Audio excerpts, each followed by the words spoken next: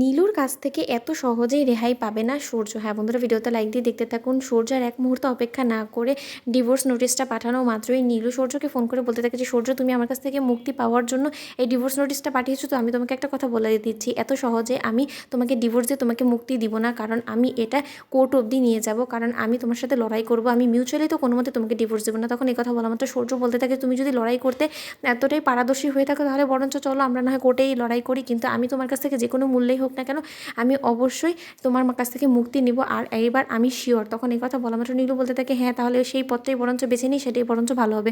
ওদিকে নীলু আদালত প্রাঙ্গণে দাঁড়িয়ে সূর্যের দিকে এক দৃষ্টিতে তাকিয়ে থেকে বলতে থাকে, কি ব্যাপার সূর্য, ঘাবড়ে গেলে এরই মধ্যে? প্রস্তুত তো তুমি এই লড়াইয়ের জন্য? তখন সূর্য বলতে থাকে যে তোমার মতন অপরাধীকে দমন করার জন্য, তোমার মতন অপরাধীর বিনাশ করার জন্যই তো আমাদের মতন সৈন্যরা তৈরি হয়েছে, তাহলে এত সহজে আমি তোমার কাছ থেকে কি করে আমি হার মেনে নিই বলো তো? আমি এই যাত্রায় হার মানবো না নীলু, আমাকে নিয়ে তুমি এত ভেবো না। তখন নীলুকে কাঠগড়ায় দাঁড় করানো মাত্রই নীলুর পক্ষের আইনজীবী বলতে থাকে যে, ইউর অনার, আমার ক্লায়েন্টের প্রতি হওয়া সব অন্যায় অবিচারের সুষ্ঠু বিচার চেয়েই আপনার দ্বারস্থ হয়েছি আমরা। আশা করবো যে আপনি আমার ক্লায়েন্টকে অন্তত ন্যায় বিচারটা পাওয়াবেন। তখন কথা বলা মাত্র জজ সাহেব বলতে থাকে যে, আমি ঠিক বিষয়টা বুঝতে পারলাম না, যে ওনাদের কেসটা তো এখানে এসেছে ডিভোর্স নিয়ে, তাই না?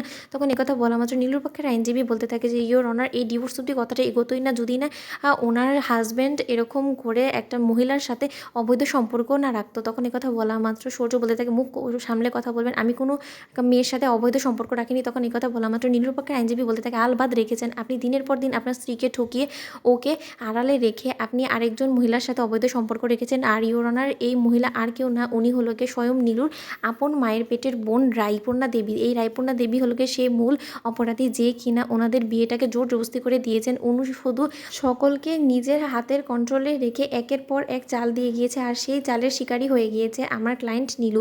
তখন কথা বলা মাত্র নীলু বলতে থাকে যে, ইউর অনার, জানেন আমি খুব অসহায় হয়ে পড়েছি, কারণ আমার নিজের দিদিভাই আমার সংসার ভাঙতে উঠে পড়ে লেগেছে। আমি কোনো মতে আমার স্বামীর সংসার আমি ছাড়তে চাই না, আমি ডিভোর্সও চাই না ইউর অনার। ওদিকে সূর্যের পক্ষের আইনজীবী হুট করে দাঁড়িয়ে বলতে থাকে যে, অবজেকশন মিলট, এখানে উনি যা কিছু বলছে, উনি যে অসহায় নারী সাজার চেষ্টা করছে সেটা পুরোপুরি ওনার ভণ্ডামি, এছাড়া আর কোনো কিছুই না। কারণ উনি ওনার সব ভালো দিকটাই বলে গেল, উনি তো একবারও বলল না যে উনি আমার ক্লায়েন্ট সূর্যের সাথে কী পরিমাণে মিথ্যাচারটা করেছে। উনি মিথ্যে মা হওয়ার অভিনয় করে দিনের পর দিন আমার ক্লায়েন্টকে ঠকিয়ে গিয়েছে। তারপরেও উনি থেমে থাকেনি। উনি যখন দেখেছে যে সূর্য ওনার আসল কর্মকাণ্ডগুলো ফাঁস করে দিয়েছে, তারপরে উনি সূর্যের উপরে ক্ষুব্ধ হয়ে সূর্য এবং রায়ের মিথ্যে ভুয়া বানোয়ার ছবিগুলোকে সকলের সামনে এক্সপোজ করে ওদেরকে সকলের সামনে ছোট করারই চেষ্টা চালিয়েছে। আর তার উপরে ক্ষুব্ধ হয়ে আমার ক্লায়েন্ট ওনার কাছে এখন ডিভোর্স চেয়েছে বিদায় উনি এখন এরকম কাহিনী শুরু করে দিয়েছে, এছাড়া কোনো কিছুই না। উনি কিন্তু আগেও জানতো যে ওনার এই অপকর্মের জন্য আমার ক্লায়েন্ট কোনোদিনও ক্ষমা করবে না ওনাকে। তো বন্ধুরা, ভিডিওটি ভালো লাগলে লাইক এবং সাবস্ক্রাইব করুন।